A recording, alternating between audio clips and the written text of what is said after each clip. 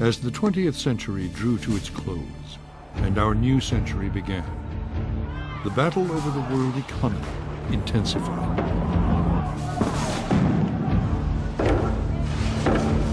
Some people feared globalization and questioned the benefits. Others welcomed it.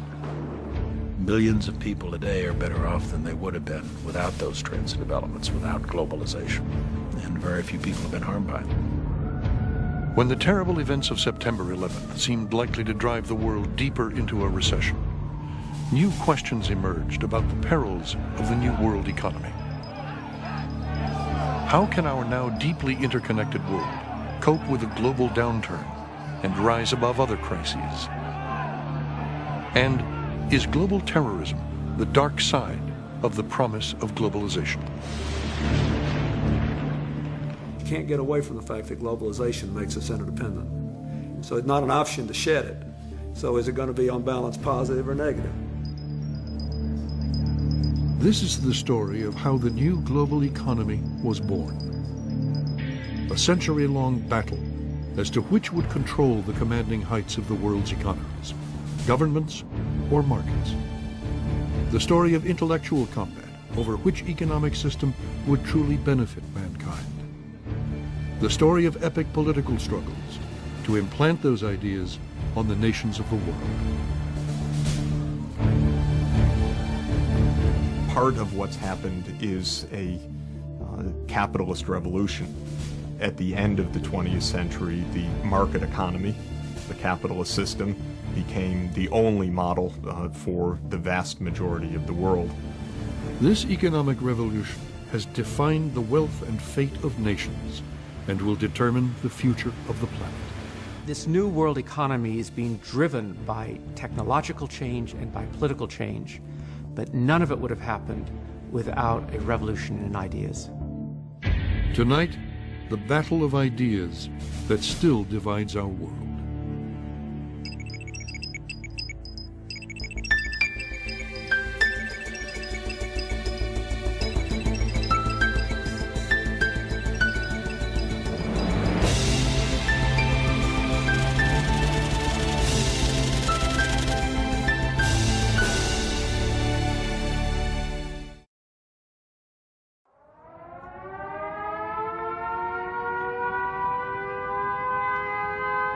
World War II. Sirens sound the alert. German bombers will pound another British city tonight.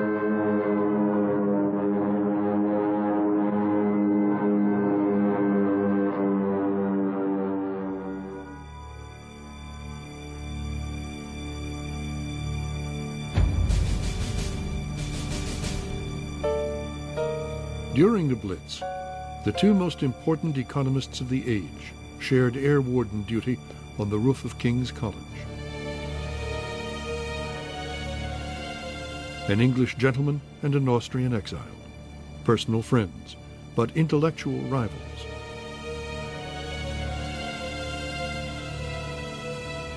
How their battle of ideas still shapes our life and society is our story.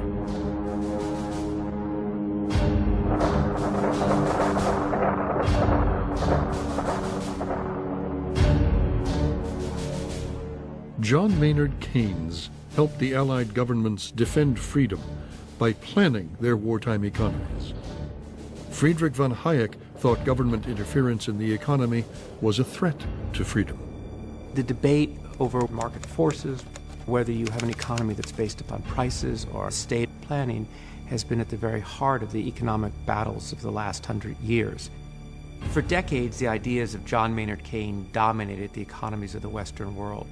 Keynes felt that the market economy would go to excesses, and when things were in difficulty, the market wouldn't work. Therefore, the government had to step in. Hayek felt that the market would eventually take care of itself. It was only when Hayek was a very old man that his ideas began to prevail and the world began to change.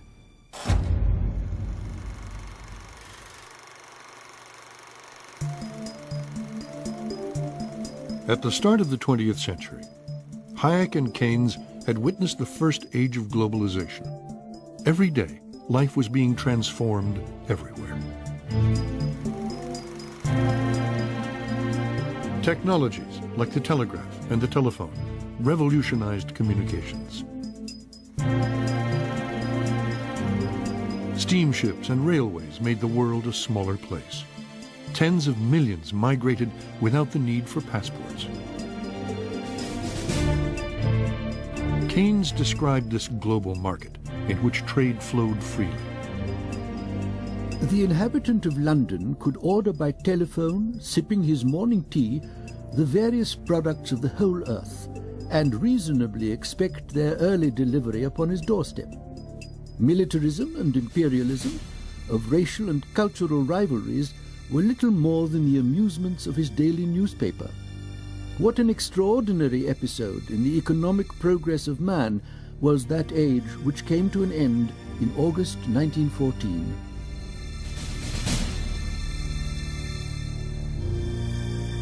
Hayek summed it up more succinctly. We did not realize how fragile our civilization was. The murder of an Austrian archduke by a terrorist triggered a world war. It would be almost 80 years before there was once again a truly global economy.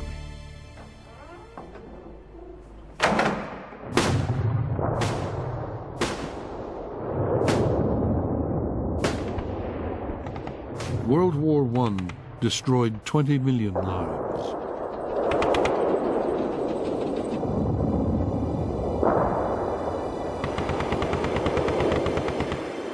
It laid a whole continent to waste.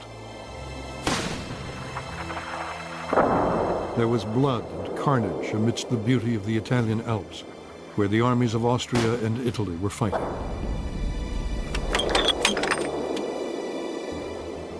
Friedrich von Hayek served in the Austrian artillery. He was only 17 years old, still a schoolboy. The fighting was ferocious. He experienced retreat and defeat. The decisive influence was really World War I. It's bound to draw your attention to the problems of political organization. He vowed to work for a better world. The First World War was a cataclysm. People were disillusioned, people were bitter, they were looking for something better. Socialism, communism seemed to promise that better world.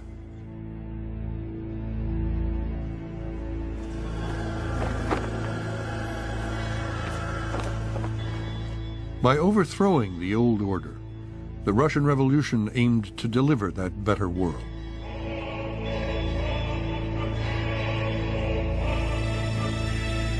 Inspired by the economic theories of Karl Marx, the Bolsheviks sought to smash capitalism. Lenin, the revolution's leader, urged the workers of the world to unite against the global economy. The revolution made trade, commerce, and private property criminal acts. Lenin promised to end the economic exploitation of man by man.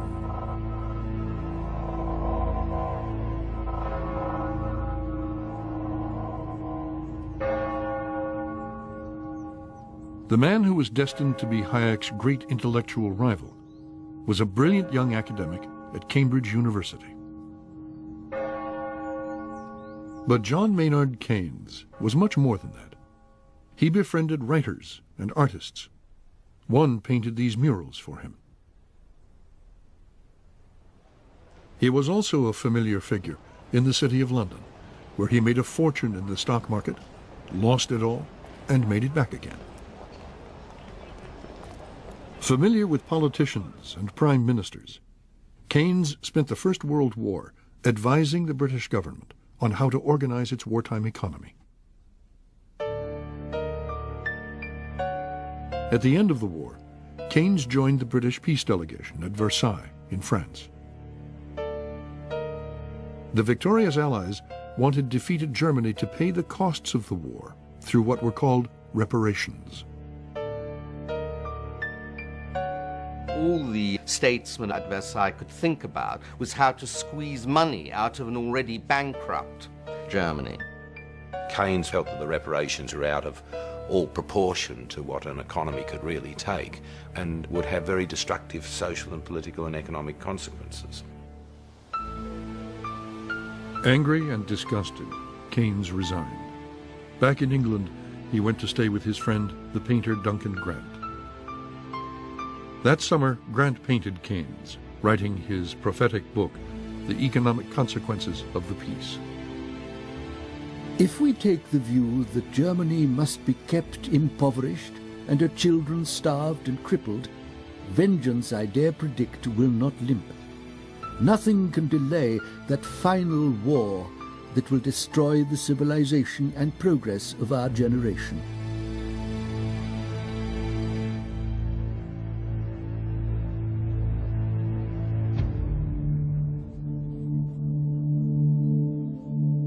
Austria had lost the war and its empire. Vienna was a cold and hungry city. Revolution was in the air.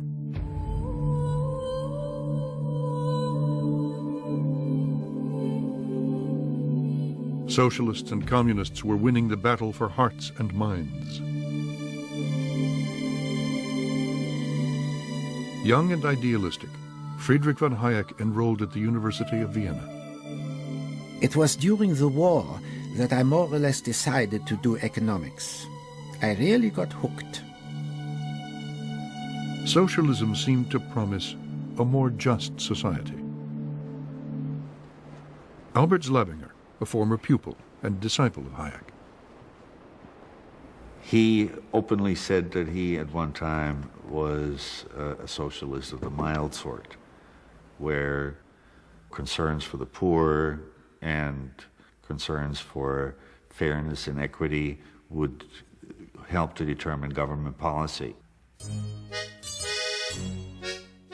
Much of Vienna's intellectual life took place outside the university, in the coffee houses, across the Ringstrasse. There were informal seminars for those who loved discussion and argument. Hayek joined the circle of a passionate libertarian called Ludwig von Mises. Von Mises believed markets, like people, needed to be free from government meddling. Ludwig von Mises was the preeminent economist of the Austrian school. The distinguishing hallmark of the Austrian school of economic thought is that markets work and governments don't. Von Mises predicted that the new Soviet socialist economy would never work, precisely because the government controlled wages and prices. What von Mises said is that the great flaw of socialism is that it doesn't have a functioning price system to send all the signals to consumers and producers as to what something is worth. That these prices are at the very heart of what makes a functioning economy work. You can think of them as traffic signals. And if you don't have them, what you get is a system that doesn't work, or you get chaos.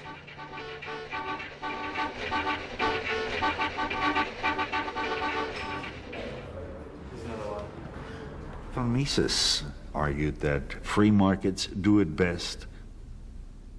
Why fool with anything else?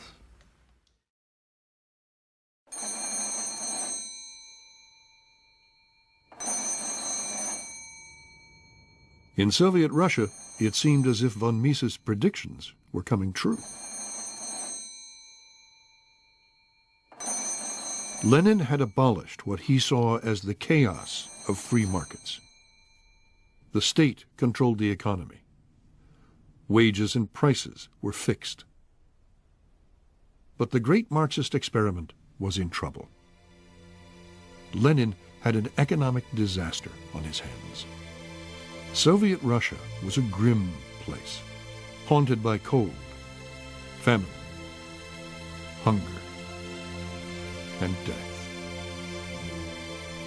Lenin knew that he needed a different kind of policy, and he instituted what became known as the new economic policy. Lenin says farmers can sell their own goods and own their own land. He says that small businesses can operate, and you start to get an economic revival.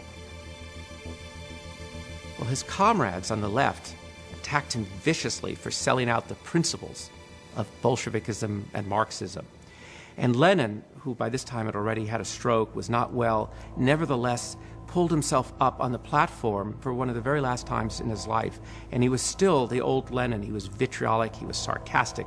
His critics, he said, were fools, were stupid, because the state, the government, the Bolsheviks would control the overall economy.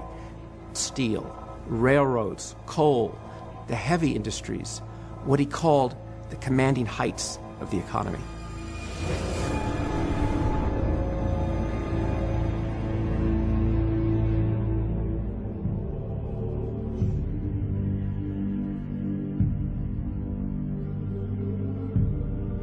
Within a year, Lenin was dead.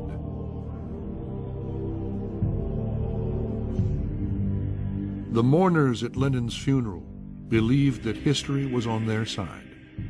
And in less than 30 years, not only Russia, but Eastern Europe, China, more than a third of humanity would be living according to the economic tenets of Marxist-Leninism. Lenin's successor would tighten the Communist Party's iron grip on the commanding heights of the economy.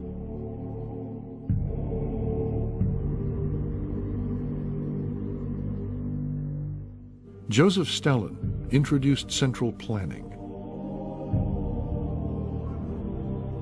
Under him, the Communist Party planned and managed every aspect of the economy. While communism seemed to be forging ahead, capitalism looked to be doomed.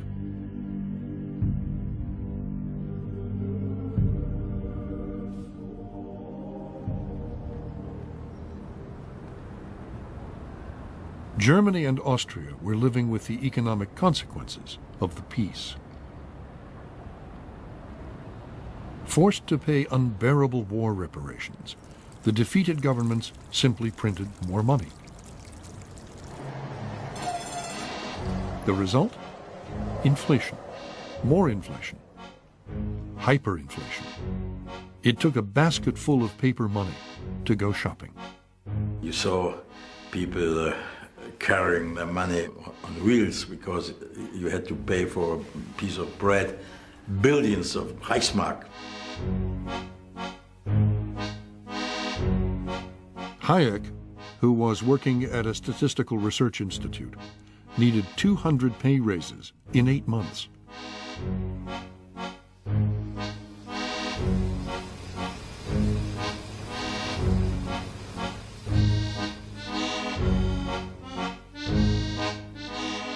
Money was cheaper than wallpaper. Million-mark notes lit stoves. Shoes that cost 12 marks in 1913 sold for 32 trillion marks in 1923. In Hitler's favorite beer cellar, a glass of beer cost 1 billion marks. Hyperinflation wiped out the savings of the middle class. And that was one of the reasons for the success of the Nazis, of Hitler. They got support from these people who lost their fortunes. Hayek would always see inflation as an evil that corroded society and undermined democracy. The fight against inflation became a cornerstone of his economic philosophy.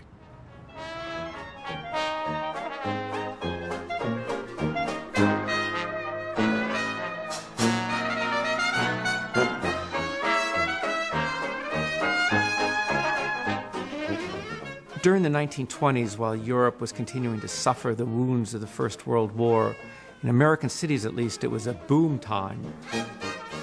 Americans were spending money, they were dancing, they were partying, they were buying cars, they were buying bathtub gin,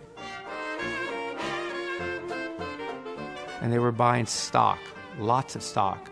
The stock market, the New York Stock Exchange, had become a national pastime, and Americans couldn't get enough of it.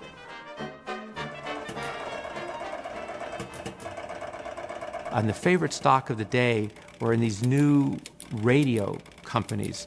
Radio was like the internet of the 1920s, an industry that had come from nowhere. And the number one glamour stock was RCA, which in just a few years went from $1.50 a share to $600 a share. Americans couldn't get enough of it. It was a classic stock market bubble. Then, on Black Thursday, October 24th, 1929, the bubble burst. Prices plunged. The downward spiral proved unstoppable.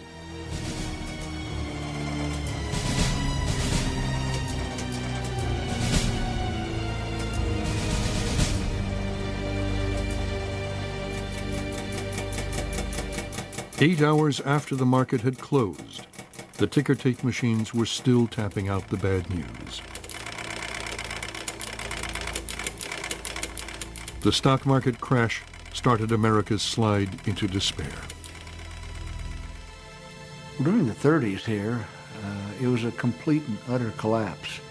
From the people's point of view, it was despair as values and prices spiraled ever onward, downward. It left them with no ability to earn, no ability to repay, no ability to spend, no ability to consume. Everything went down. The farm implement sale, the clothing store, the merchant. Everything spiraled downward, and of course with it went the banks. People panicked. They rushed to withdraw their hard-earned savings.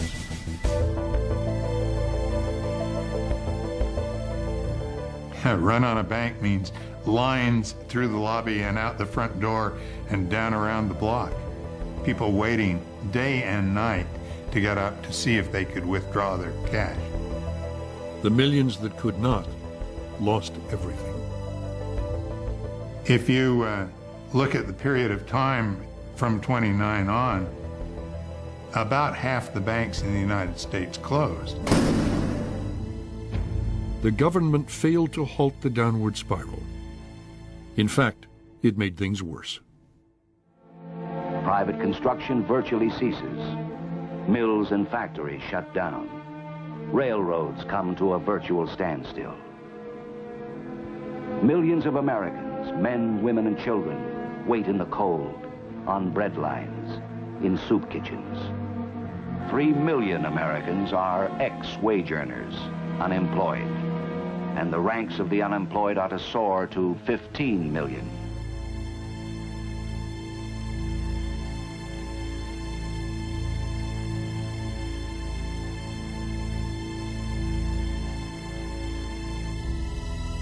Banks collapsed. Industry ground to a stop. Millions were out of work.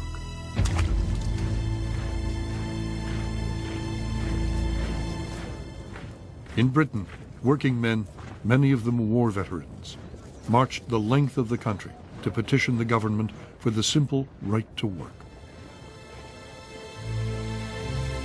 In Italy, Spain, and Germany, they marched to a different drum. With the failure of capitalism, fascism cast its shadow ever wider. John Maynard Keynes saw his nightmare coming true.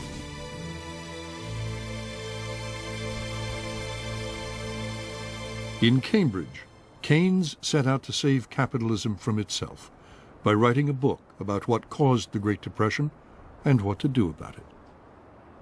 He aimed to rewrite the rules of economics, to see a country's economy as a whole, as a machine that could be managed. Keynes was the real inventor of macroeconomics. Concepts we take for granted today, like gross domestic product, the level of unemployment, the rate of inflation, all to do with general features of the economy, were invented by him. He was writing a book which he thought would revolutionise the way we thought about economic systems, but it would also give us the means to make sure that they operated better. It was written against the background of not only the collapse of the world economy, but the potential collapse of democratic government. Hitler became Chancellor of Germany in 1933. Democracy seemed to be losing ground, and with democracy, the system of liberty. So Keynes had to produce an answer to the Great Depression, or democracy would be swamped by totalitarianism.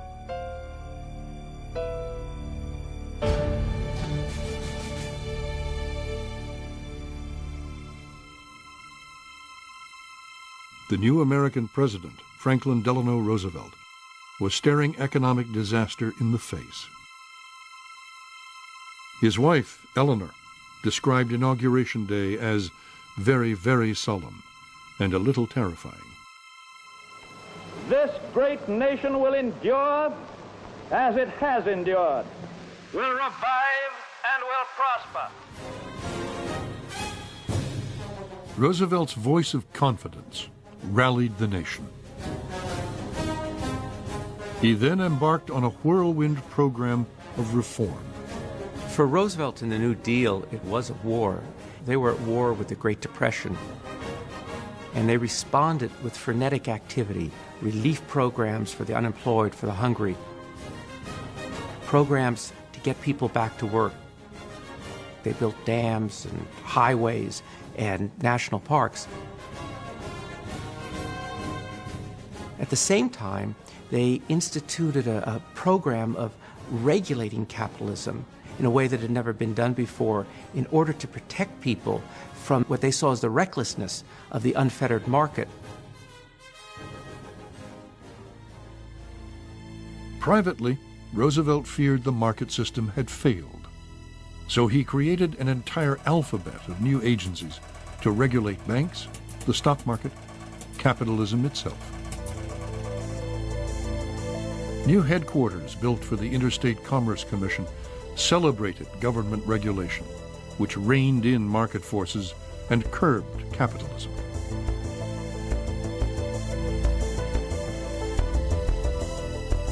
Under the New Deal, industry became subject to a host of new rules and regulations.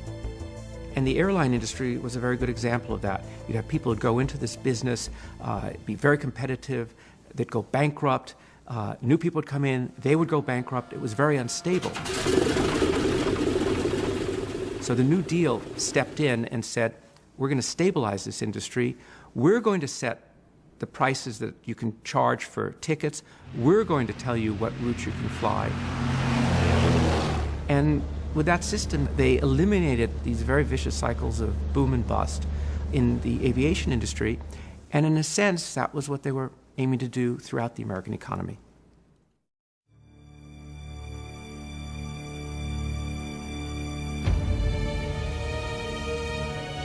In 1936, John Maynard Keynes finally published his General Theory, a brilliant analysis of how to fight the Depression. By showing governments that it was possible to manage their economies, Keynes made himself the most influential economist of the age. Keynes' solution to the unemployment was for the government to spend the money and restore and maintain full employment. Governments, said Keynes, should spend against the wind. In good times, they should reduce their spending and build surpluses. In bad times, like the Great Depression, they should step up spending, run deficits, and put purchasing power into the hands of working people. He gave people hope that unemployment could be cured without concentration camps.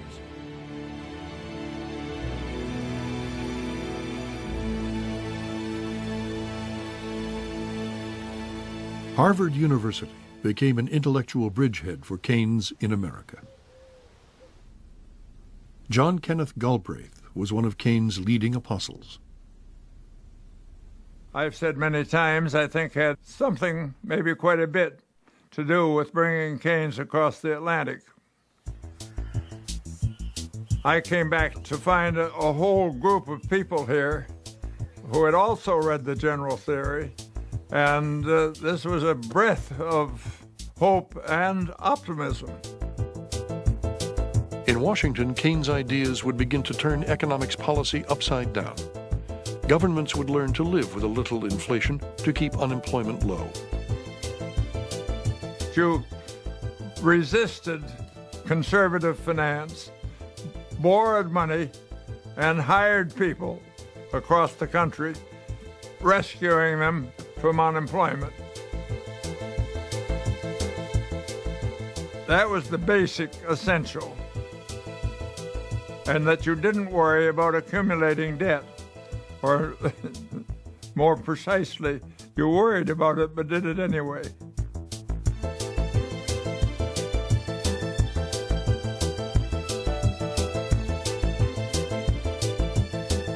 Keynes' ideas began to gain ground.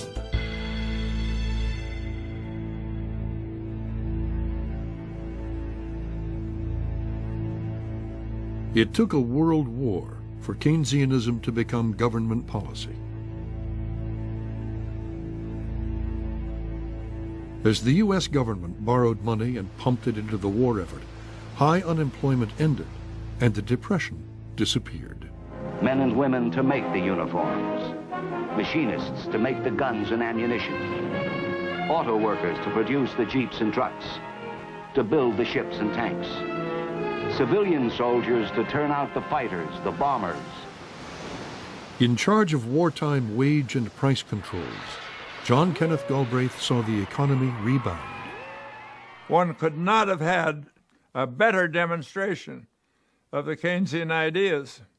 And I think it's fair to say that as a young Keynesian in Washington, in touch with the other Keynesians there, we all saw that very clearly at the time. In a radio broadcast, Keynes expressed his hope that what worked in war would work in peace. If expenditure on armaments really does cure unemployment, the grand experiment has begun. Good may come out of evil. We may learn a trick or two which will come in useful when the day of peace comes.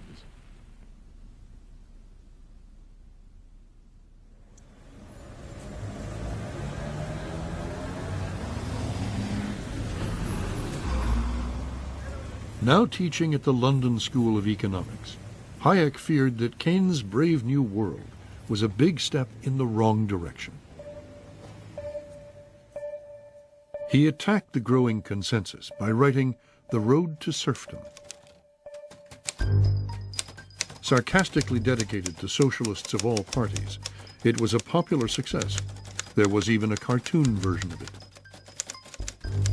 Its message was simple and direct. Too much government planning means too much government power. And too much government power over the economy destroys freedom and makes men slaves. For Hayek, central planning was the first step to a totalitarian state. Well, Hayek thought that since freedom was an absolute, you must let a competitive system just work itself out. And if at times that meant there was considerable unemployment, well, that's what you had to put up with. Hayek always rejected macroeconomics. He rejected any government intervention during the Great Depression itself. Whereas Keynes was an activist, said in the long run we're all dead. And in the long run, if we allow things to go on without remedy, we get lots of Hitlers, lots of wars, lots of Stalins. Now, who was right? Most people would have agreed with Keynes when he wrote this to Hayek. What we want is not no planning, or even less planning. We almost certainly want more. In the battle of ideas, Hayek was on the losing side. I had a fairly good reputation as an economic theorist in 1944 when I published The Road to Serfdom. And it was treated, even by the academic community, very largely as a malicious effort by a reactionary to destroy high ideals.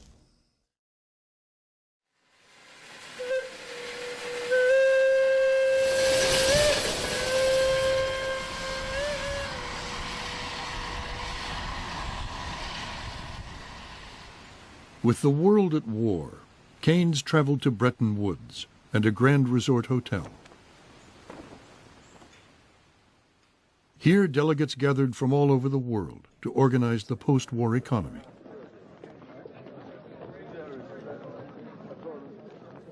The Bretton Woods Conference created the World Bank and the International Monetary Fund.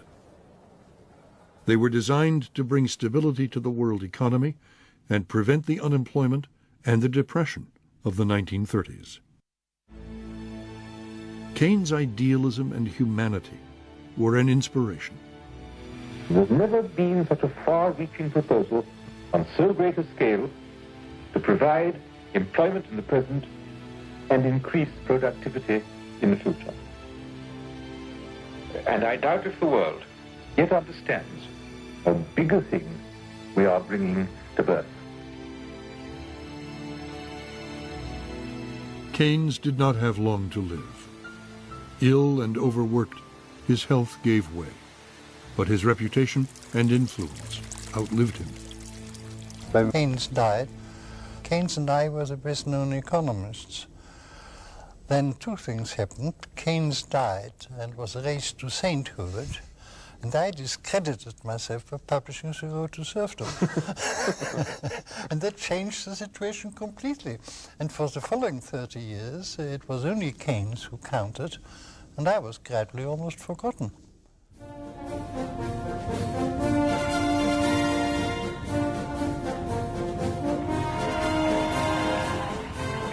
The war was over, and the troops came marching home.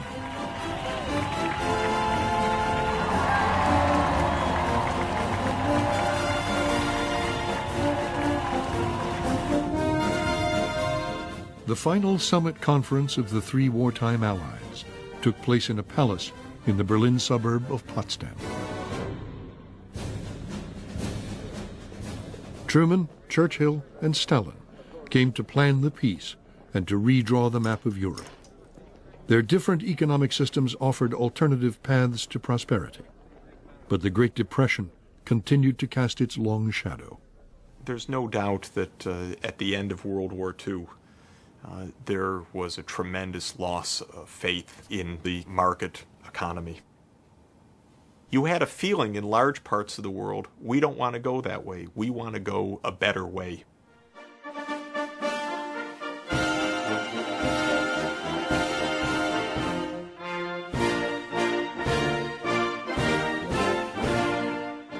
In Britain, the troops were coming home to a general election.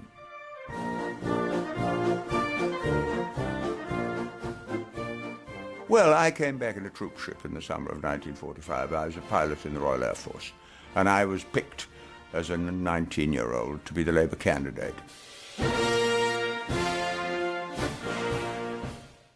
All these soldiers all said, never again, we're never going back to unemployment, Great Depression, to fascism, to rearmament. We want to build a new society.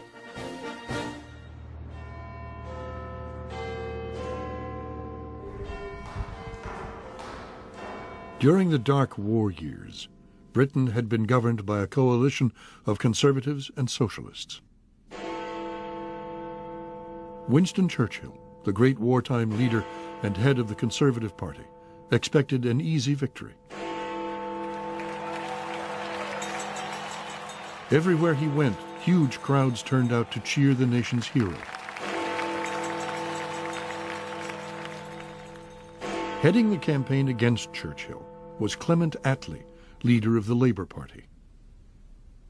Attlee argued that Britain had planned the war, and now planning would win the peace. We knew that our people would never have withstood the bombardments and the loss of life and the hardship if they hadn't been confident that their government was operating a policy of fair shares. We set out to ensure this system of fair shares and of planning and controls continued after the war. Churchill, who was influenced by Hayek's book, The Road to Serfdom, opposed planning and controls. No socialist system can be established without a political police, some form of Gestapo. He got carried away with this Gestapo. And this, of course, it was carrying things to absurdity. Gestapo in Britain. Attlee, a mild-mannered Christian socialist, gave Churchill's gaffe a sinister spin. Attlee actually went out of his way to refer to this foreign professor with this Friedrich August von Hayek, this foreign chap with a slightly German accent. Britain went to the polls.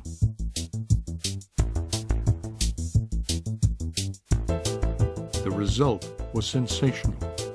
Here is the state of parties up to 3 o'clock in detail. Conservatives, 180. Labour, 364. Churchill was out. The people had voted for a new socialist Britain. The Labour Party swept to power simply because the vast majority of people, particularly those men and women in the fighting forces who lived through the dreadful Depression years of the 30s, just said, Churchill's done a fine job of war leader, but we don't trust him to win the peace. What kind of society do you want? Attlee promised his party that they would build a new Jerusalem. Let's go forward into this fight in the spirit of William Blake. I will not cease from mental fight, nor shall the sword sleep in my hand, till we have built Jerusalem in England's green and pleasant land.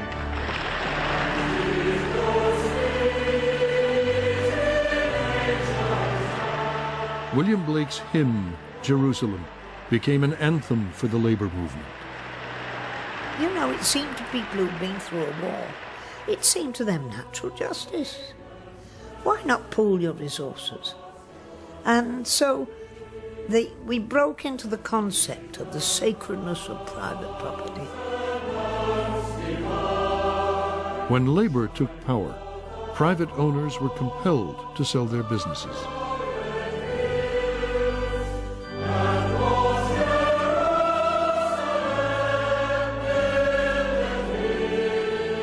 Labor created a mixed economy in which newly nationalized industries coexisted with private enterprise.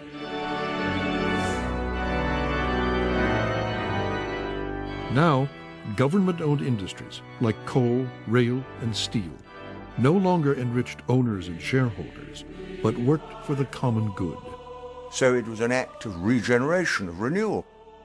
That was the hope. And it was a hope that gave us the welfare state, gave us the National Health Service, gave us full employment, gave us trade union rights, really rebuilt the country from the bottom up. The welfare state provided care, free of charge, from womb to tomb. Nobody, rich or poor, would need to fear poverty, ignorance, unemployment, ill health, or old age. And people said, this is better than allowing a lot of gamblers to run the world where they're not interested in us, but only in profit.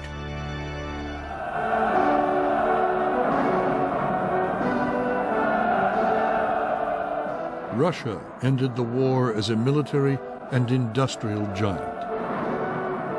With the Red Army and the secret police, Stalin imposed his economic system on half of Europe. The planned economy of Lenin and Stalin had defeated fascism. Scientific socialism seemed to be in the ascendancy. Socialism was on the march. Capitalism and free markets were on the retreat. So about 1/3 of the world adopted socialism, sometimes through internal revolution, sometimes through brutal imposition by the Red Army. The world was divided. The Cold War had begun.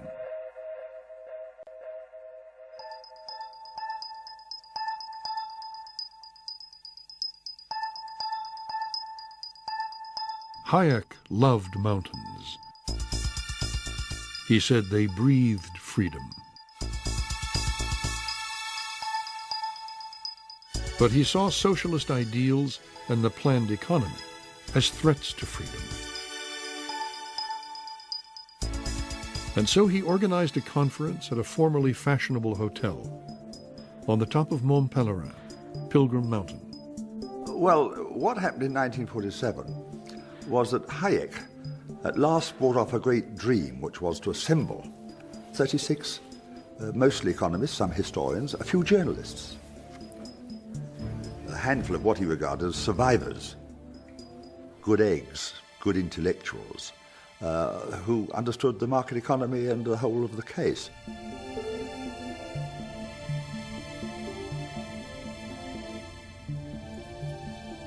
This was Hayek's belief, and the belief of other people who joined him there, that freedom was in serious danger.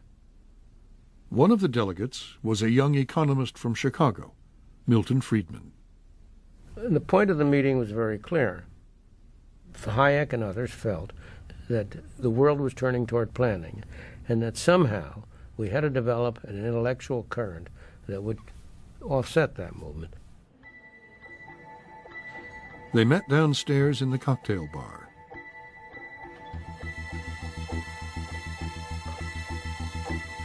The room and its furniture are not much changed.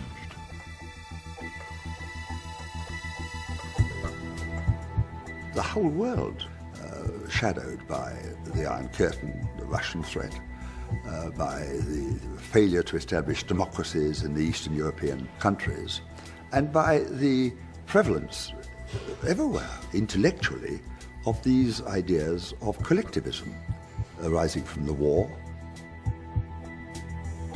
The argument always was that democracy is impossible without a free economy. You need a free economy.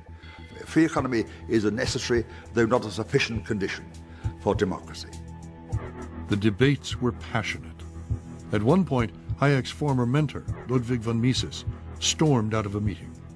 In the middle of a debate on the distribution of income, in which you had people whom you would hardly call socialist or egalitarian, people like myself, Mises got up and said, "You're all a bunch of socialists," and walked right out of the room. But Hayek told the meeting that they had one great lesson to learn from the socialists. Hayek paid enormous tribute to the socialist intellectuals and said that the great strength of the socialists is that they had the courage, he said, to be idealistic, to have a theory, to have a project, to have a vision, and to go on working towards that through thick and thin. As the meeting came to an end, Hayek predicted a long fight, a battle of ideas that might last 20 years or more before the world changed its mind.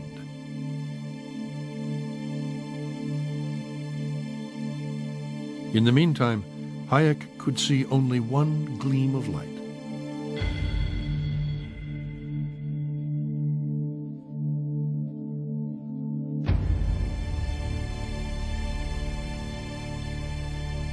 The war left Germany in ruins. Its economy had disintegrated. Markets had broken down. Shops were empty. Already the Russians occupied East Germany and were waiting for the rest to fall into their lap. In the American and British occupation zones, raging hyperinflation had made the German currency worthless. In the winter of 1948, the Allies appointed as Director of Economic Affairs a rotund, cigar-chomping economist named Ludwig Erhard. A staunch anti-Nazi, Erhard was a free market economist who shared many of Hayek's beliefs and ideas. He also believed the Allies' economic rules were making a bad situation worse. The occupying authorities had imposed a system under which there were extensive wage and price controls, supposedly to control inflation. But of course, wage and price controls never control inflation. And you had essentially an economy that was brought to a halt. In this situation, the black markets formed, and American cigarettes were its form of currency. Nobody smoked cigarettes. They were for small transactions. Cognac was a medium of circulation for large transactions. The Allies introduced a new currency, the Deutschmark, to replace the worthless German money. But for Erhard, that was not enough. So, without informing the Allies, Erhard went on the radio and made a startling announcement. Ludwig Erhard, legendary man, he decided without asking anybody and against the will of the American occupation powers, he decided to give up all price controls. Next day, General Lucius Clay, the man in charge of occupied Germany, demanded to know what Erhard thought he was doing. Clay said, "What have you done? You've changed the Allied price controls." Erhard replied, "Herr General, I haven't changed them, I've abolished them."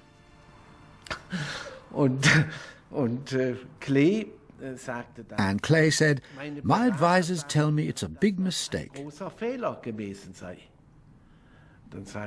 Erhard replied, "Herr General, my advisors tell me the same thing."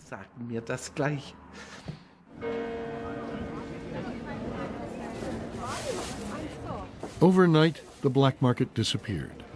People stopped hoarding, and goods not seen for 10 years went on sale. It started the markets working with free prices.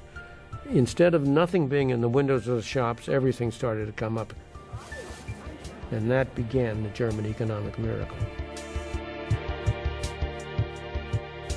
Germany's social market economy combined free markets with a strong welfare state. Within a few years, Germany's social market economy overtook Britain's more planned economy. But back then, nobody wanted to model themselves on Germany. Most countries preferred to plan their economies.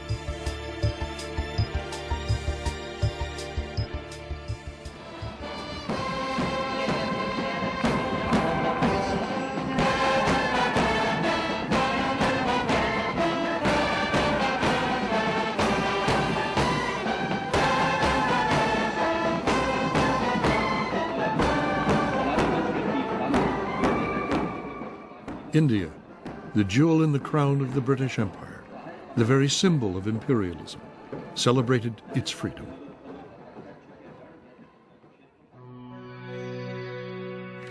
Mahatma Gandhi was the father of independence.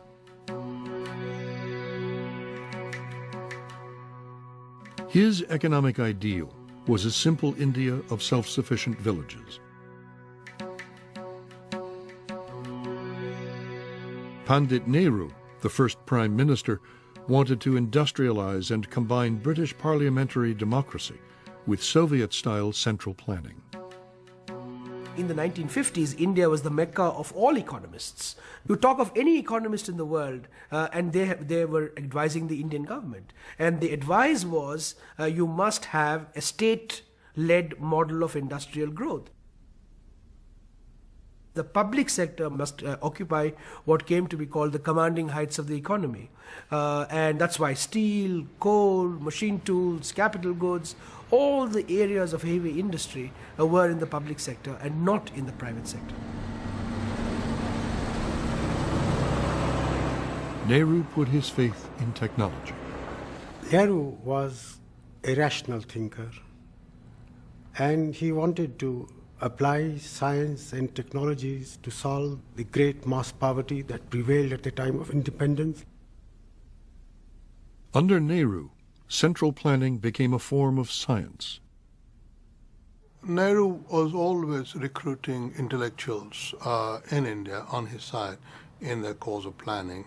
And there was this genius statistician, Mahalanobis, who was head of the Indian Statistical Institute. Nehru asked Mahalanobis to think about how to plan an economy. The brilliant Mahalanobis succeeded in expressing the entire Indian economy in a single mathematical formula. Let YT equal national income, CT equal consumption, and KT equal investment at time into open bracket 1 plus lambda k beta k close bracket minus 1 are fractions of investment allocated to industries producing capital goods, that is K sector, and consumer goods, that is C sector respectively. We shall write. People believed this perfect mathematical model could be applied in a less than perfect world. And at that time, Mahalanobis' model was hailed as one of the pioneering mathematical models for planning in a mixed economy. And that made Mahalanobis very influential. India became the model of economic development for newly independent nations. Across the developing world, socialism, planning, government control, regulation, and ownership, these became the gospel. All over Africa, people looked to socialism to lead them out of poverty. Across South America, governments chose state control as the way to modernize. The apparent success of communist countries like the Soviet Union and China seemed to show the way.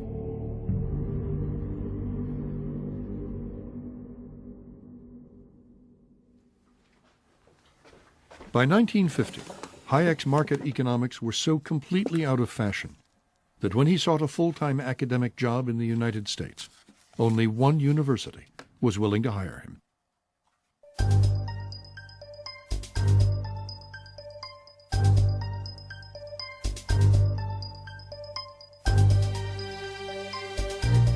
Chicago has always been an exceptional place, out of the mainstream. Chicago is geographically isolated. This affects Chicago's intellectual influence in many more areas than economics.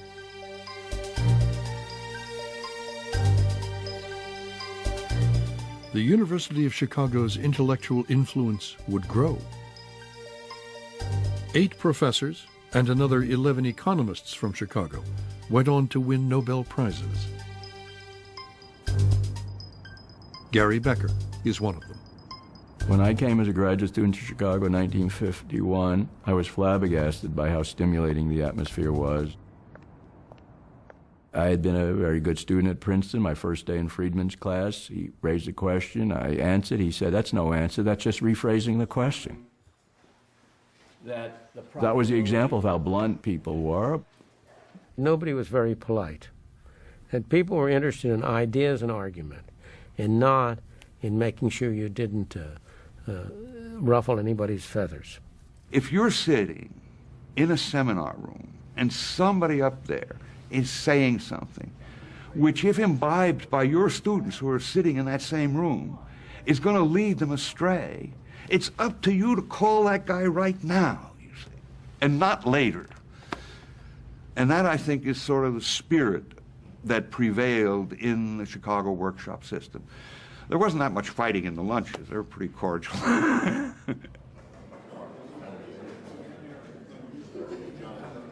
Lunches at the Quadrangle Club were famous for the intensity of intellectual discussion. And one man came to dominate those debates. Somehow Milton managed to set the agenda of argument. And so there was a saying, everybody loves to argue with Milton, particularly when he isn't there, because he's a good arguer. Milton Friedman was becoming the most articulate spokesman for the so-called Chicago School of Economics. the Chicago School meant was a strong belief in minimal government and an emphasis on free market as a way to control the economy. You know, in many ways, Milton Friedman was a devil figure in my youth in a Keynesian household of economists because he seemed, with his emphasis on individualism, freedom, and markets, to be so unconcerned with fairness.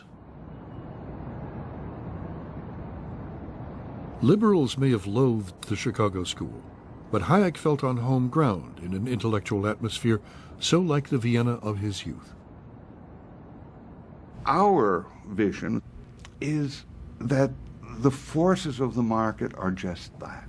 They are forces. They are like the wind and the tides. If you want to try to ignore them, you ignore them at your peril. If you find a way of ordering your life which harnesses these forces to the benefit of your society, that's the way to go. But in Washington, Keynes was still king of the hill. 19 years after he died, his face was on the cover of Time magazine. Keynes's influence on economics at mid-century can't be exaggerated. The economic advice that economists gave to policymakers said the only reason you have bad economic outcomes is because the government's not doing enough. It sounds almost like central planning, doesn't it? Washington's Keynesians saw the economy not as a force of nature, but a sophisticated machine to be fine-tuned by technocrats like themselves.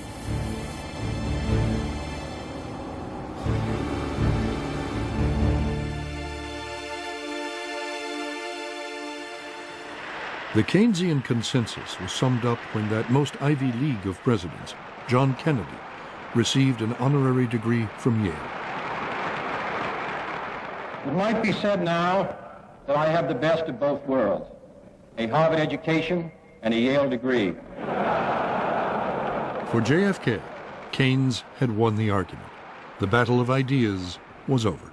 What is at stake in our economic decisions today is not some grand warfare of rival ideologies which will sweep the country with passion, but the practical management of a modern economy.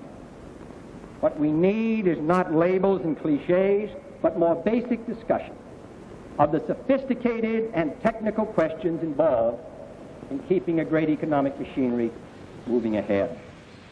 Kennedy's Council of Economic Advisers had drafted his speech along Keynesian lines. We thought it was a great day when Kennedy decided to give that speech at Yale and to talk about economic policy.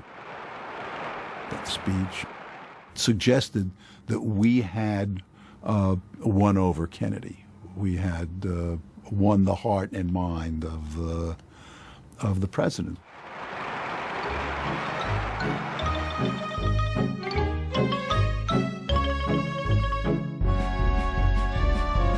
For what came to be known as the 30 glorious years, Keynesian economics had been delivering the goods.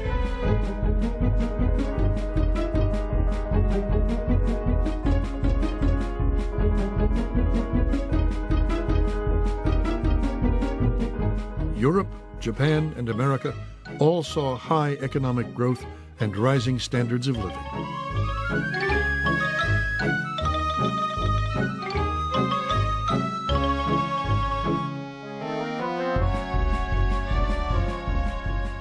People enjoyed a prosperity undreamed of at the end of the war.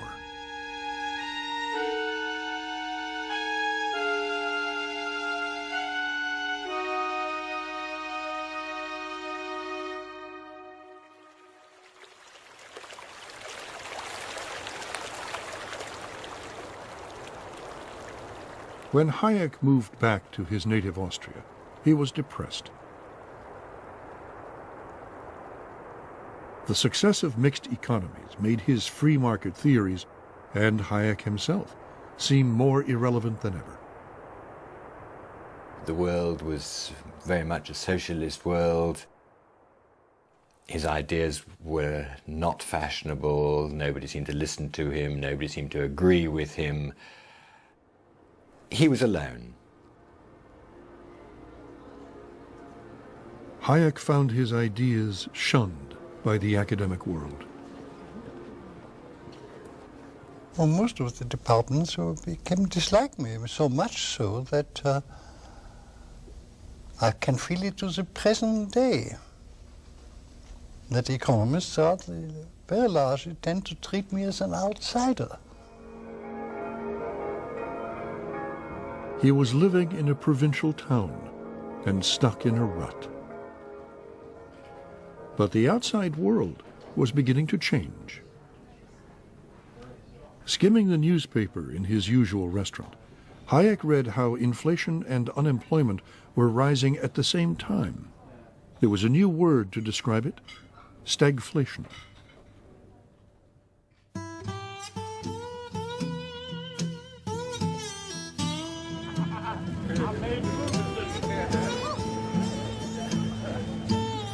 After 30 glorious years of growth, the American economy was in trouble.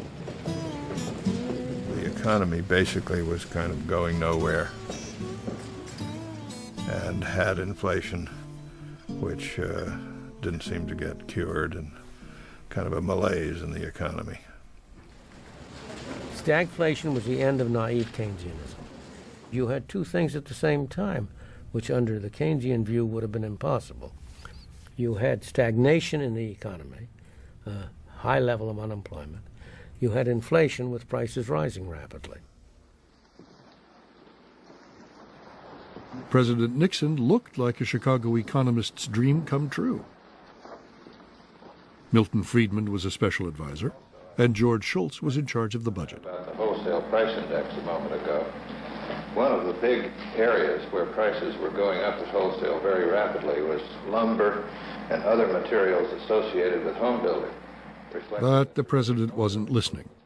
He tried to spend his way out of trouble. Going to wind up having its impact on the cost. To add insult to injury, he declared, "Now I'm a Keynesian." This declaration by Nixon horrified his conservative supporters. Indeed, one congressman wrote him, said, "Mr. President, I'm going to have to burn all of my old speeches." And Nixon wrote back to him, "I will too." Nixon decided he hadn't gone far enough. So he took his top economic advisors off to Camp David for a working weekend. Ben Stein, the quiz show host, was a junior speechwriter in the White House, and his father was at the meeting. Here's my father walking into the president's cabin to meet Mr. Nixon, and there's George Shultz right behind him. I'm not sure, but I think it's a fair bet that at any one of these meetings, they're complaining about something being wrong. Probably talking about prices and stagflation. I'm not sure. Dick Cheney was a young aide at the time. I always remember a debate we had during the Nixon administration when the public was convinced that food prices were going up. So the political debate was whether or not we should impose a freeze on food prices. The supposedly conservative Republican Nixon opted for wage and price controls. Nixon was a great one for doing something. I think, in retrospect, we now know it would have been better to do nothing, but he was in favor of doing something. I was there, and I opposed them. Wage and price controls, you could see analytically, would get you in a lot of trouble. Time has come for a new economic policy for the United States. Its targets are unemployment, inflation. At one point, President Nixon spoke up and quoted Nikita Khrushchev. And he said, Khrushchev once told me that sometimes in order to be a statesman, you have to be a politician for a while. The problem with him was that he was willing to sacrifice principle too easily for political advantage.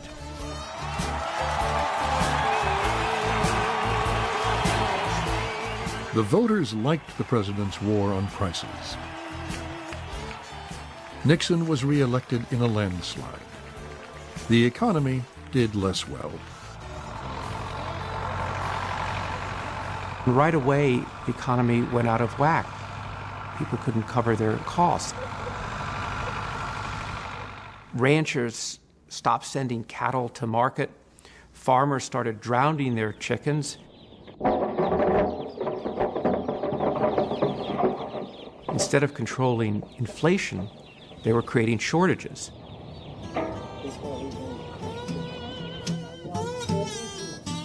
And prices just kept on rising.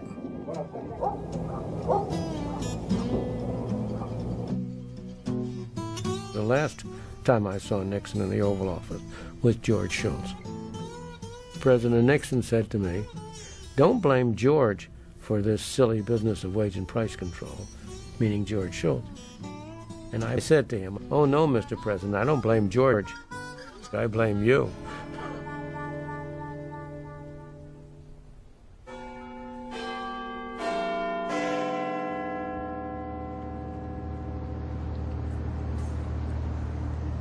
Britain's mixed economy, so widely imitated, was in similar trouble.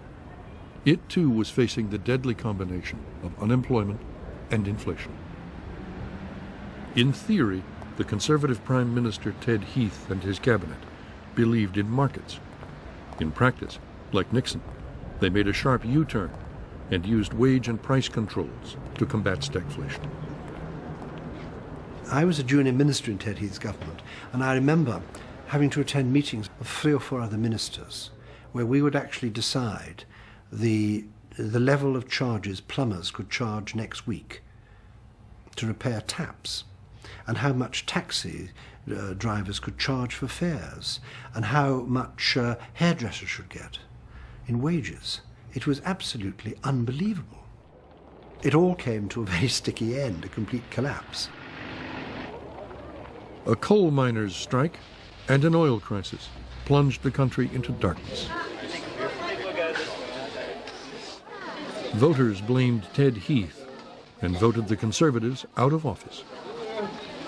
Well, we're virtually out of business while the power's off. We've got no sets that we can operate at all. We were the sick man of Europe, and the English disease was the disease of strikes, which we had all over the place. And you know, it was so bad that Herman Kahn of the Hudson Institute wrote a book called The Year 2000. And he saw many things, but the one thing he did see was that the lower standard of living in Europe in the year 2000 would be shared between Albania and the United Kingdom. Albania?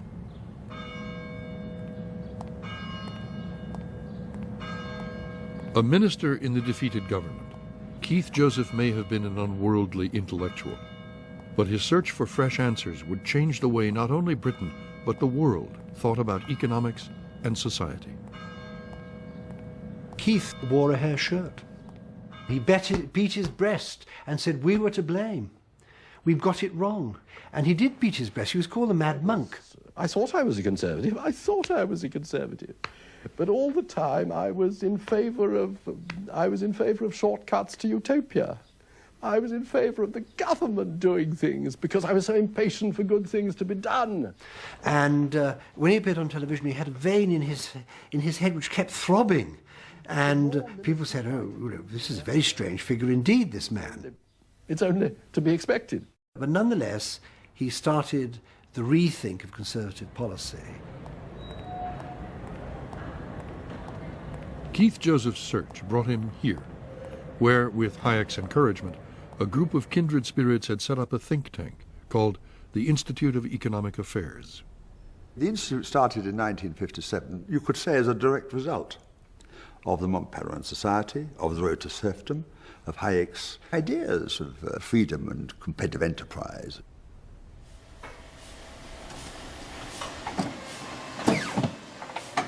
With the zeal of a convert, Joseph began to preach the virtues of free markets.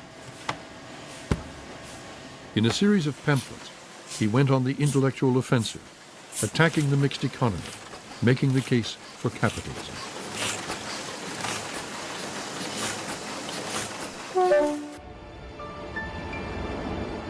Mark Garnett is a biographer of Keith Joseph. From the middle of 1974, Joseph undertakes a crusade to convert the country to his way of thinking.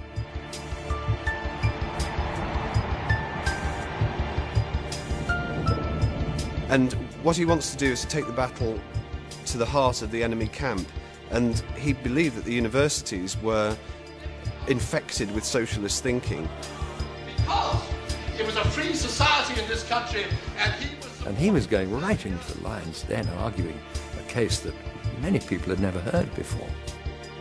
Joseph felt that it was his duty to fight back on behalf of the free market. To revive the economy, Joseph preached that Britain needed more risk-taking, which meant more bankrupts and more millionaires, and less equality. Well, the audience would sort of gasp. They'd never heard anybody challenging the consensus. Mild inflation seemed a painless way of maintaining full employment, encouraging growth, and expanding the social services.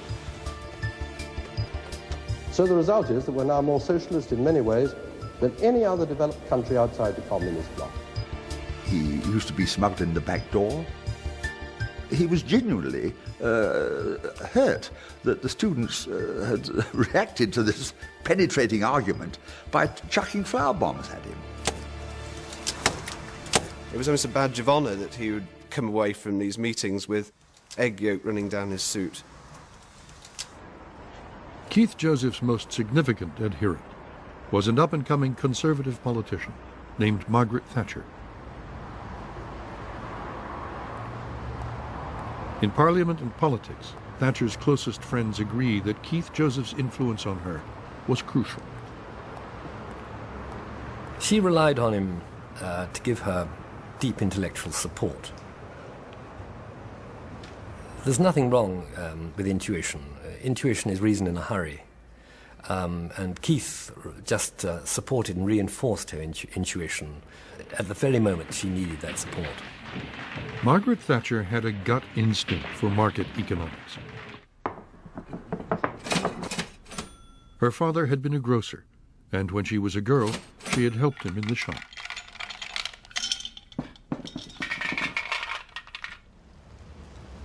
Hard-working and studious, she won a place at Oxford University, where she became interested in student politics. While she was at Oxford, she read Hayek's Road to Serfdom. It made a lasting impression on her. Years later, when she became the first woman to lead the Conservative Party, she once slammed Hayek's book down on a table and announced, "This is what we believe." Thatcher's office came on and said, could she come and drop in to see him? And so she called by, and there was a period of unaccustomed silence from Margaret Thatcher as she sat there, intense, attending to the master's words. By 1974, Hayek sensed the world beginning to go his way. And so far as the movement of intellectual opinion is concerned, it is now, for the first time in my life, moving in the right direction.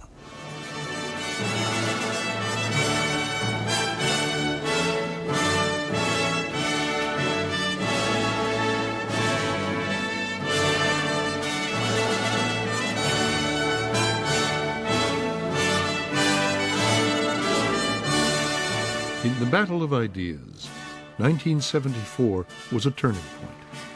Hayek's Nobel Prize came as a surprise, but the balance was now shifting away from Keynes and towards Hayek. I'd like to say that when I was a young man, only the very old men still believed in a free market system. When I was in my middle ages, almost I myself and nobody else believed in it. And now I have the pleasure of having lived long enough to see that the young people believe again in it. Now that is a very important change.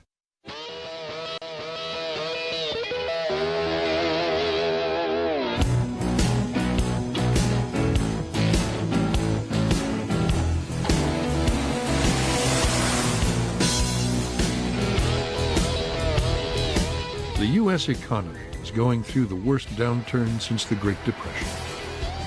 Industry slowed. Unemployment rose. The Yom Kippur War was followed by an Arab oil embargo. Americans waited in gas lines, and the price of everything kept rising.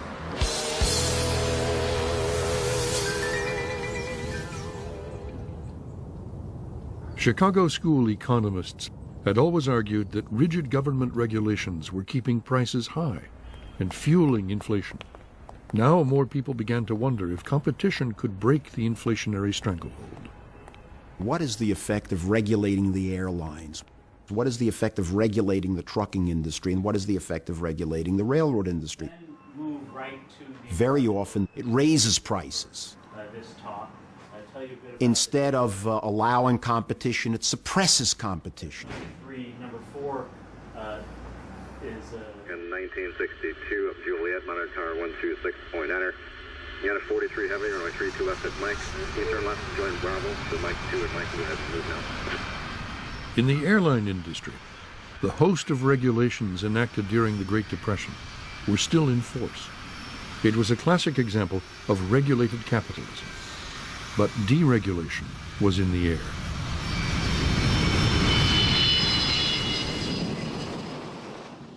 Stephen Breyer, now a Supreme Court justice, then a Harvard professor, was asked by liberal Democratic Senator Ted Kennedy to head a Senate investigation of airline regulations. You discovered that basically the same firms that had been there in 1938 were still there. Those were the major carriers, and nobody knew. The hearings began, and officials from the Civil Aeronautics Board were called to testify. And it turned out that 5% of their time went to stop prices that were too high, and 95% of their time went to stop prices that were too low. But always the effort was to keep the price high and not low. Naturally, the established airlines were quite happy with this arrangement. And we'd say, when was the last time you granted a new route? Well, regulations meant that major carriers like Pan Am never had to compete with newcomers.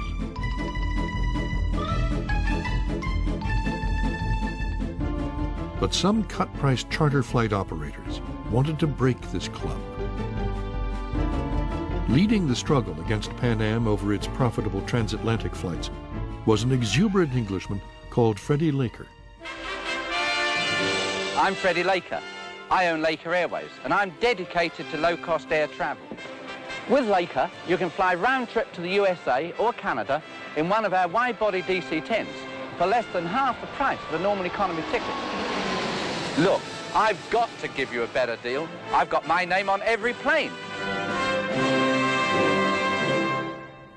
And the Transportation Department said that this may hurt Pan Am. And Freddie Laker testified and said, the cause of this whole thing is Panamania. So we said, what is that? And he said, well, everybody should do everything for Pan Am.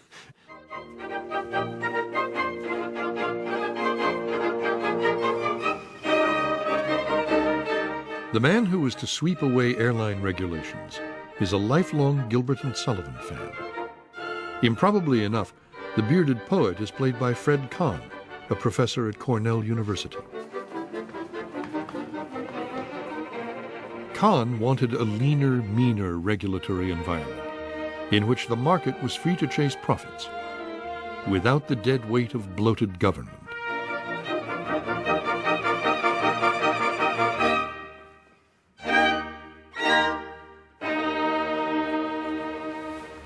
Democratic President Jimmy Carter made Kahn head of the Civil Aeronautics Board. Kahn had spent years studying government regulation. Now he had a chance to do something about it. And when I got to the Civil Aeronautics Board, the biggest division under me was the Division of Enforcement. In effect, FBI agents who would go around and seek out secret discounts and then impose fines. We would discipline them. It was illegal to compete in price. That means it was illegal to compete in the discounts you offer travel agents. So we regulated travel agents' discounts. Internationally, Since they couldn't cut rates, they competed by having more and more sumptuous meals. We actually regulated the size of sandwiches. By the time Kahn had finished, the CAB had nothing left to do but close itself down. Competition's the rule, and because of it, the consumers are better served than ever.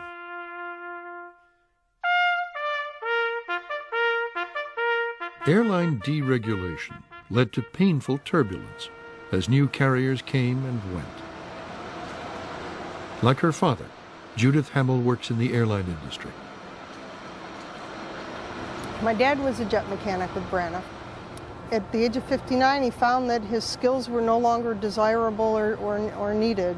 And when Braniff came back, because of the duty to hire, he came back at half the salary that he had made before. When you give your life and you live by the rules and then the rules change, it's sad. But 20 years later, the industry was employing 2 times as many people to fly almost 3 times as many passengers. The industry vastly underestimated the demand for airfare at lower prices. And what's happened is that as the prices went down, demand went up dramatically.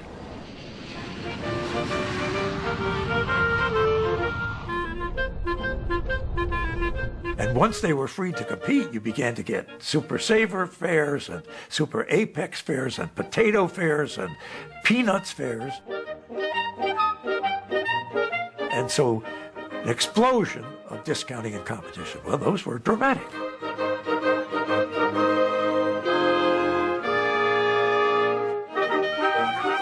The stage was set for deregulation of the U.S. economy. And now these ideas were about to make their entrance in the very homeland of Gilbert and Sullivan.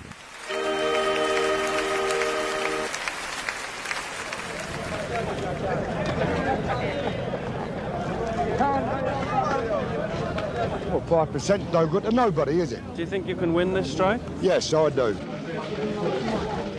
They called it the winter of discontent. It seemed as if everyone was on strike.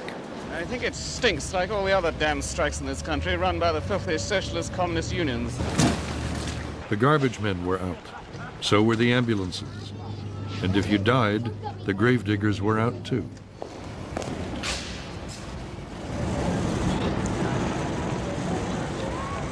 With the economy in apparently terminal decline, the people voted for a new conservative government, headed by Margaret Thatcher.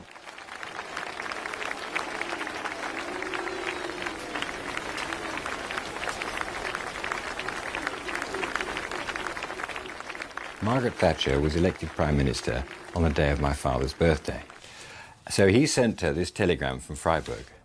Thank you for the best present to my 80th birthday that anyone could have given me. And a few days later, she wrote back from 10 Downing Street.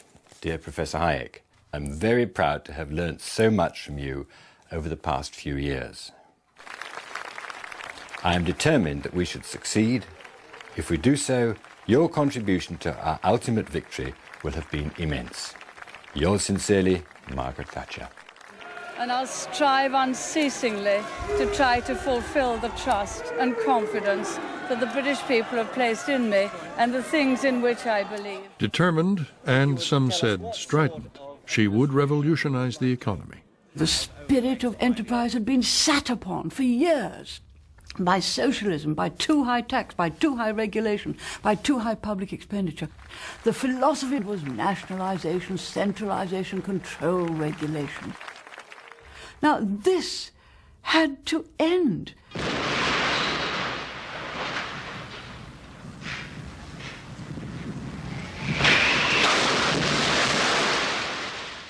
Thatcher squeezed government spending and cut subsidies to business. Thousands of bankruptcies and higher unemployment followed. Many saw her as uncaring. Britain had rarely been so divided. Maggie! Maggie! Maggie! Maggie Thatcher! Thatcher had no time for conventional Keynesian economists who urged her to use government money to lessen the pain. Although 364 economists wrote to the Times and said, this is outrageous, you'll put us into a deep depression from a recession, 364 were wrong, and the half dozen who supported us were right. Those who urge us to relax the squeeze, to spend yet more money indiscriminately in the belief that will help the unemployed and the small businessman, are not being kind or compassionate or caring. I have only one thing to say. You turn if you want to. The ladies not for turning. In Britain, the battle lines were drawn. In America, the fight was already underway.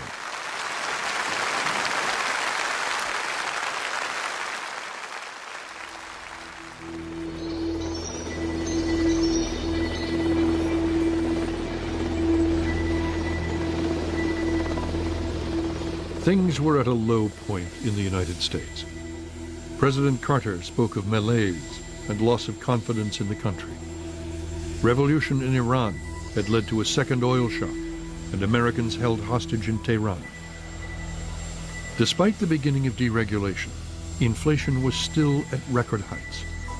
Carter's attempts to follow Keynes' formula and spend his way out of trouble were going nowhere. Jimmy Carter was maybe the high point of Keynesian behavior, and it simply was not working.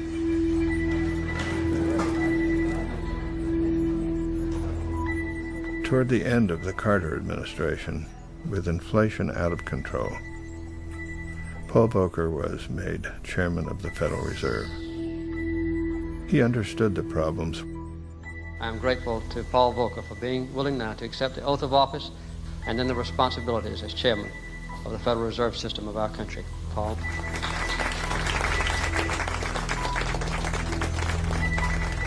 Paul Volcker was steeped in the ideas of Austrian school economics. It's obvious to all of you from what's been said today that we're face to face with really unique economic difficulties. Volcker believed that inflation was one of the worst of all economic evils. It came to be considered part of Keynesian doctrine that a little bit of inflation is a good thing.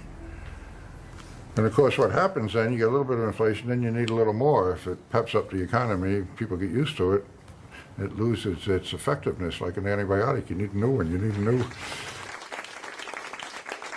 And I certainly thought that inflation was a dragon that was eating at our innards, so our need was to slay that dragon. Volcker used a blunt weapon. He tightened the money supply. The economy went into a nosedive. Facing a presidential election, Carter was reluctant to back such harsh measures.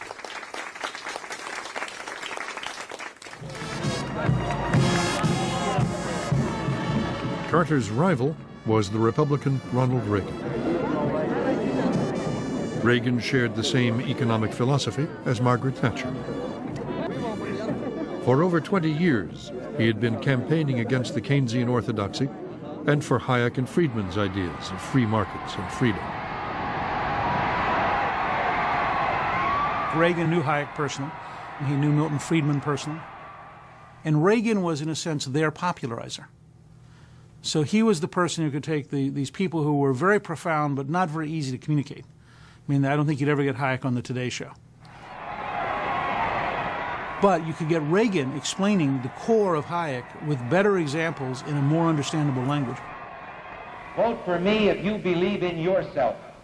If you believe in your right to control your own destiny and plan your own life. Yes, and have to say with the spending of your own money. The president is going to have more government on the backs of the people and of business and of industry and the working people in order to try to solve the problems that were created by too much government on our backs. We can get government off our backs, out of our pockets. This kind of indifference to economic disaster must be ended, and it'll be ended by having a different kind of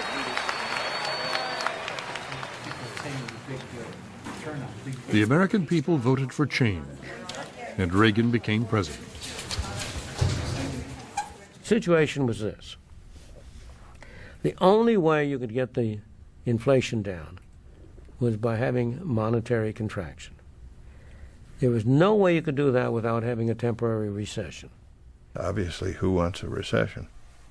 But I can remember President Reagan using those famous words, if not now, when? If not us, who? Reagan offered Volcker his moral support in the fight against inflation. As Volcker tightened the money supply, the economy slowed and contracted. Unemployment hit 10%. Nobody had realized quite how tough it would be.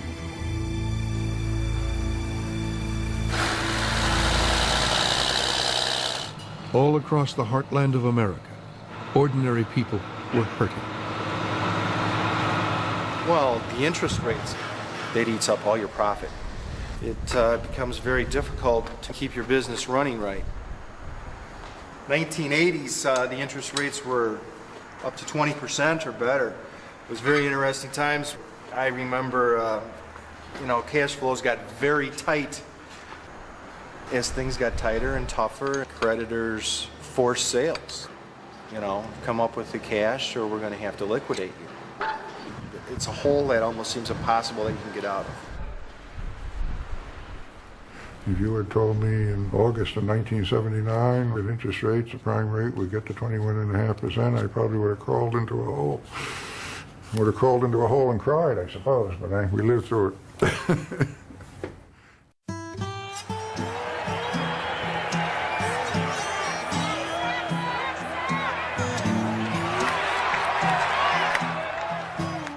It had taken 3 years. 3 years of growing public anger. 3 years of real hardship for millions of Americans. But by 1982, the dragon of inflation had been slain.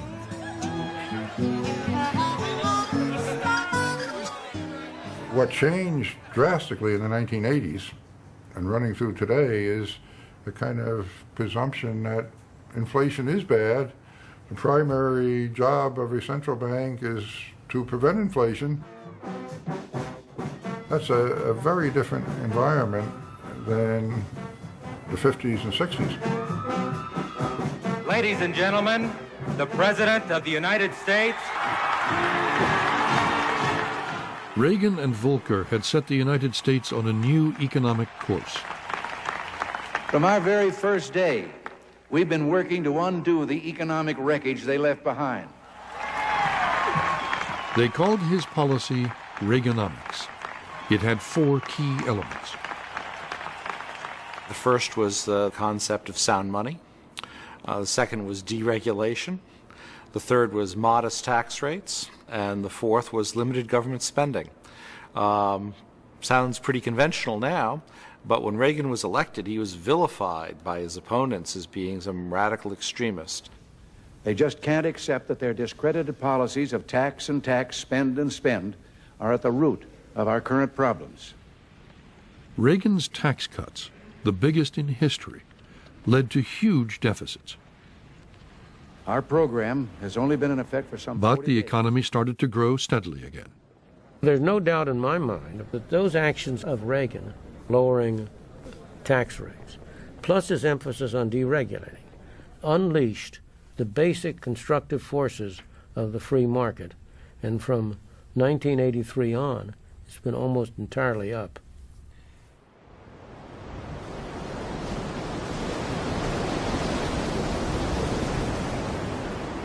Far away in the South Atlantic, a British expeditionary force was at sea.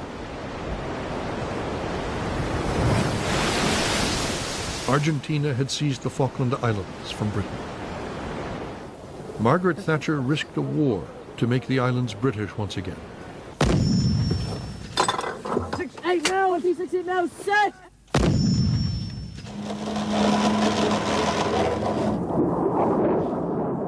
Before the war, her popularity was at rock bottom. Victory in the Falklands ensured the survival of Margaret Thatcher's government.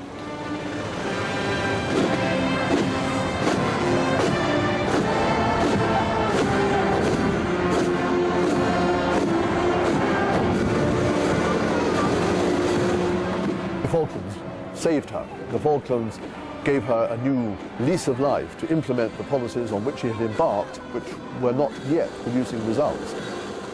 In effect, she gambled all on the Falklands, and she won decisively.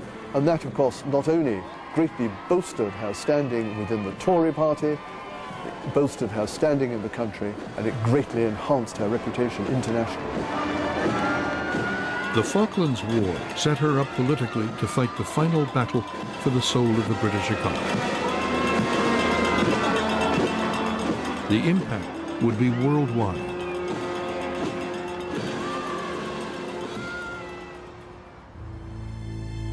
In 1945, Attlee's Labour government had nationalized the commanding heights of the economy, bringing core industries into state ownership. For Thatcherites, these state industries were now the primary target. A whole lot of people who were left of centre thought nationalisation was Britain's great gift to the world. And one of my phrases at the time was that having exported the disaster of nationalisation to the world, Britain should offer them the antidote. It was the decent thing to do, to say, we're very sorry, it didn't work.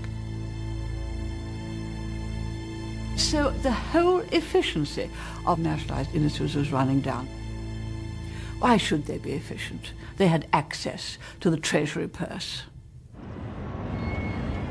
Thatcher wanted to end their dependence on government subsidies and submit them to the discipline of the marketplace. The nationalised industries fell to pieces. They lost huge sums of money. They put the prices up massively and still weren't able to make a profit. They were bleeding the nation dry, the taxpayer dry, and they weren't doing a good job for their customers.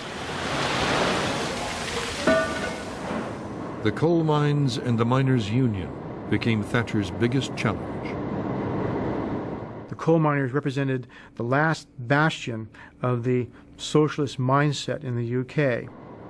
One of the most singularly important economic/political events of the world economic system was Margaret Thatcher's government's confrontation with the coal miners. We were quite clear, uneconomic pits must close. You could not go on pouring money into uneconomic pits. It was taxpayers' money. If you look at our coal industry, the coal is very deep in the earth. It is hugely expensive to get out. 75% of Britain's coal mines were losing money. It took government subsidies of $3 billion a year to keep them going. But these statistics were seen as irrelevant by men like Ken Capstick, one of the radical socialists who led the miners' union. What they would say was that in America, for instance, coal produced at the pit head was cheaper than coal produced at the pit head here. The union leaders argued that the government's subsidies were money well spent if they kept 180,000 miners at work and able to feed their families. Miners used to say, and I can remember them saying it, while ever I've got these, I'll always have a job. It was an historic grudge match. Both sides knew the miners had brought down Ted Heath's Conservative government 10 years earlier.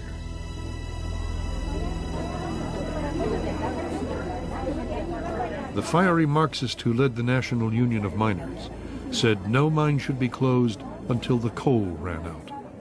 To declare official, in accordance with Rule 41, the strike action is now.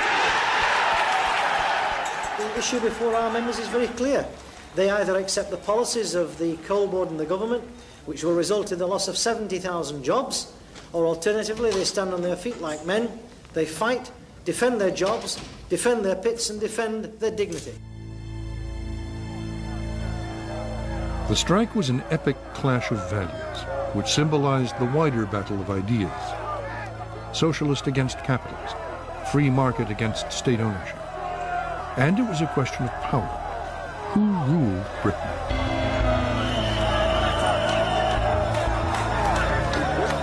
Illegal mass picketing outside working mines led to violent clashes with the police.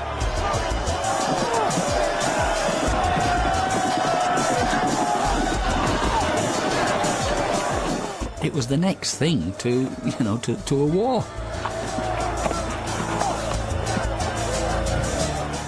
We were faced with an enemy, and that enemy was out to destroy our livelihoods, out to destroy our pits, out to destroy our communities and what our communities stood for.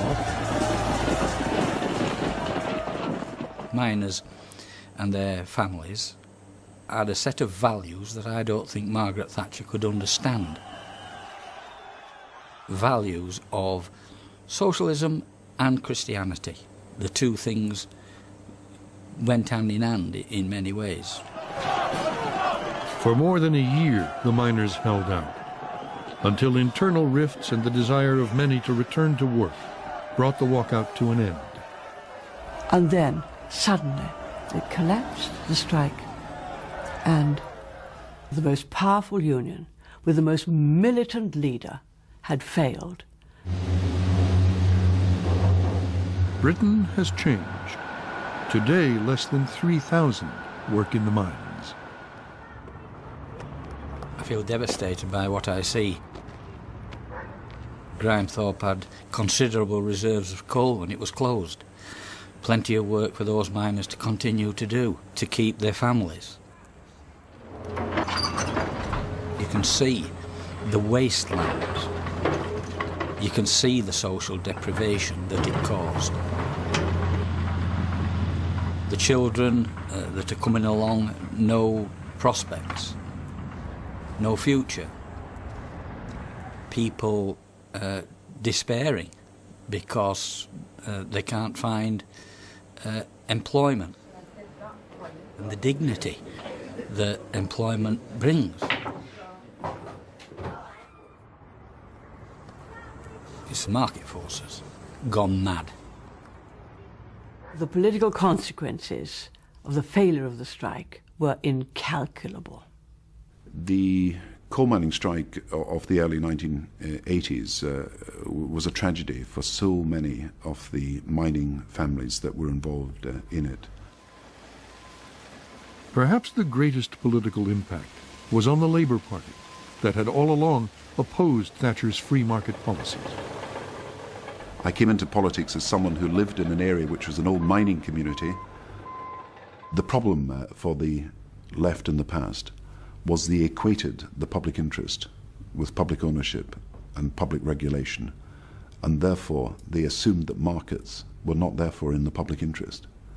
What we have had to explain both to ourselves and to the country, and now I believe it's possible to explain this to the rest of the world as well, is that markets are in the public interest.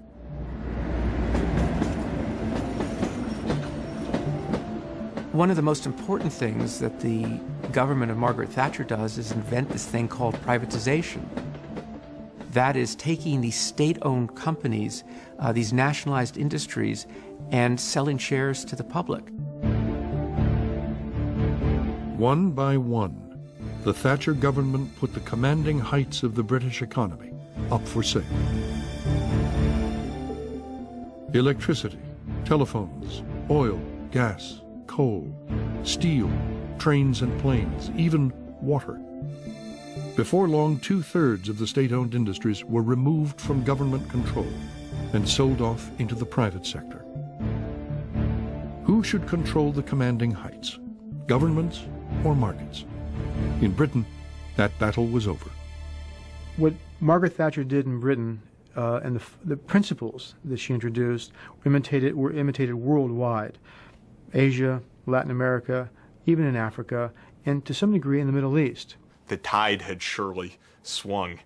The thinkers that had kept alive the ideas of markets did play their role at that moment. In his lifetime, Hayek saw fascism rise and fall, communism come and go, and the end of his years in the intellectual wilderness.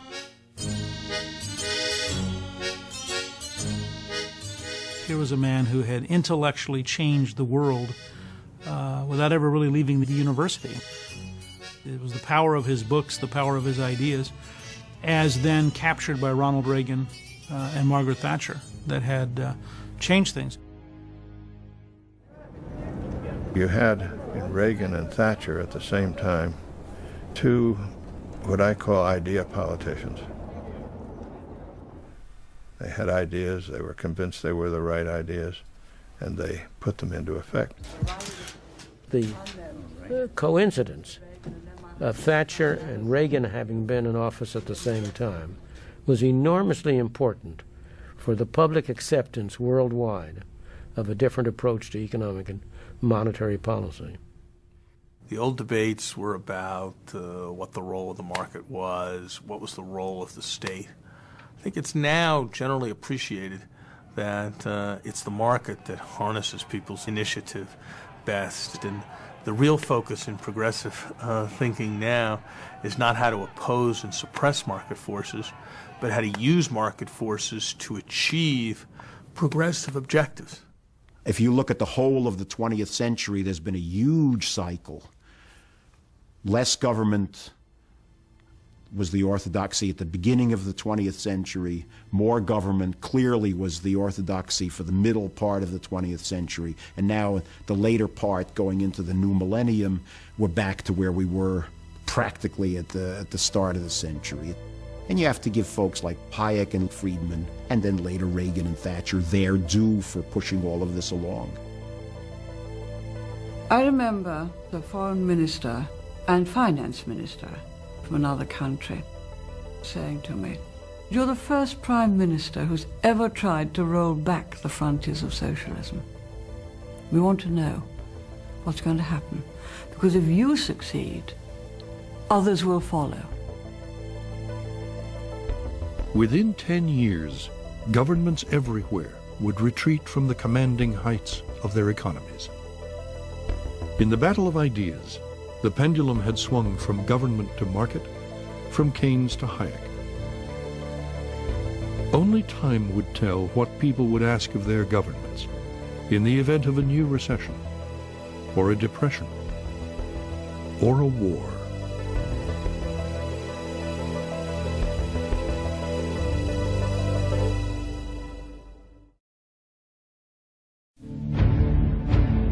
Next time on Commanding Heights. Throughout the 90s, free markets replaced government-controlled economies. I watched it unfold, one country after another. But would it work everywhere? Gorbachev began too late, and his reforms were too cautious. The agony of reform. Next time on Commanding Heights.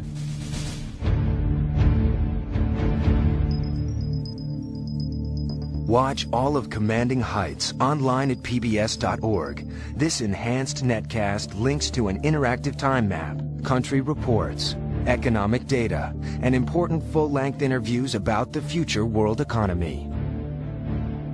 Commanding Heights video set and book are available from WGBH Boston Video. To place an order, please call 1-800-255-9424.